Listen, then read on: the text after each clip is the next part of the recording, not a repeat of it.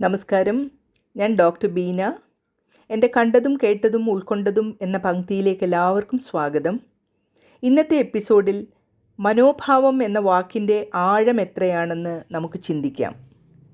ഒരു വലിയ സദസ്സിനോട് പ്രസംഗിച്ചു കൊണ്ടിരുന്ന പണ്ഡിതൻ പകുതി വെള്ളം നിറച്ച ഒരു ഗ്ലാസ് കാണിച്ചിട്ട് നിങ്ങളിവിടെ എന്താണ് കാണുന്നത് എന്ന് ചോദിക്കുമ്പോൾ അവിടെ ഇരുന്ന 90% പേരും ഗ്ലാസ്സിൽ പകുതി വെള്ളമേ കാണുന്നുള്ളൂ എന്ന് പറഞ്ഞു. എന്നാൽ 10% പേര് ഗ്ലാസ്സിൽ പകുതി വെള്ളം കാണുന്നു എന്ന് പറഞ്ഞു. ഇതാണ് മനോഭാവം എന്ന് പറയുന്നത്.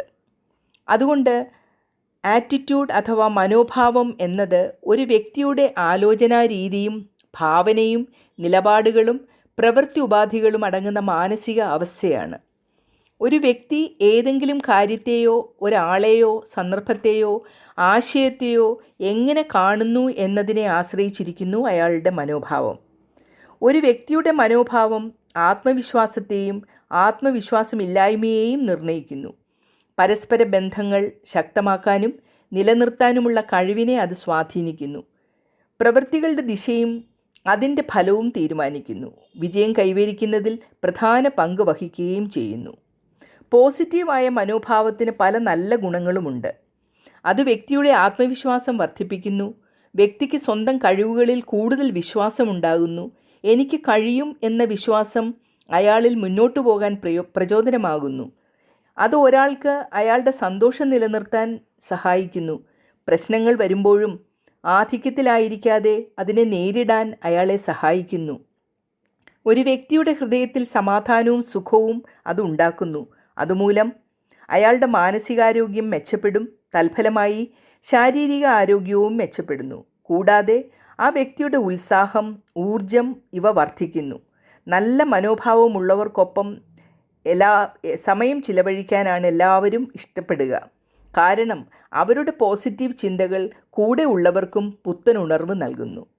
അയാളുടെ കുടുംബം, കൂട്ടുകാർ, ജോലിസ്ഥലങ്ങൾ, അവിടെ ഉള്ളവർ എല്ലാവരും സന്തോഷമുള്ളവരായിത്തീരുന്നു.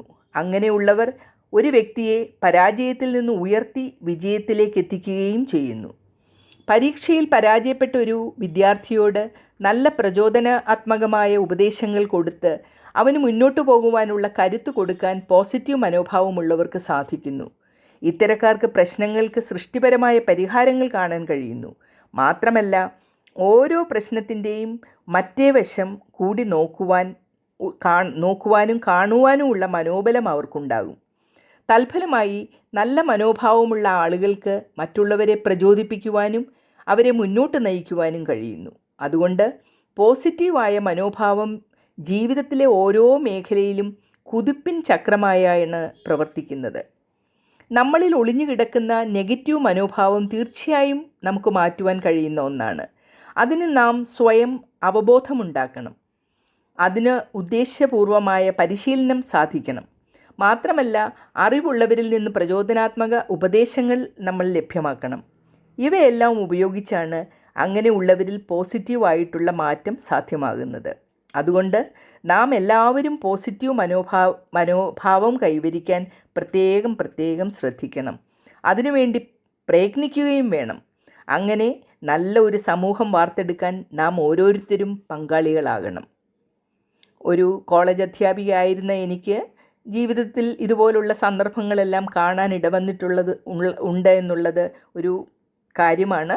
അതിൻ്റെ അടിസ്ഥാനത്തിലാണ് ഞാൻ ജീവിതത്തിൽ കണ്ടതും കേട്ടതും അതിൽ നിന്ന് ഞാൻ ഉൾക്കൊണ്ടതുമായ കാര്യങ്ങൾ നിങ്ങളോടെല്ലാം പങ്കിടുന്നത്. അടുത്ത എപ്പിസോഡിൽ കാണുന്നതുവരെയും നന്ദി, നമസ്കാരം.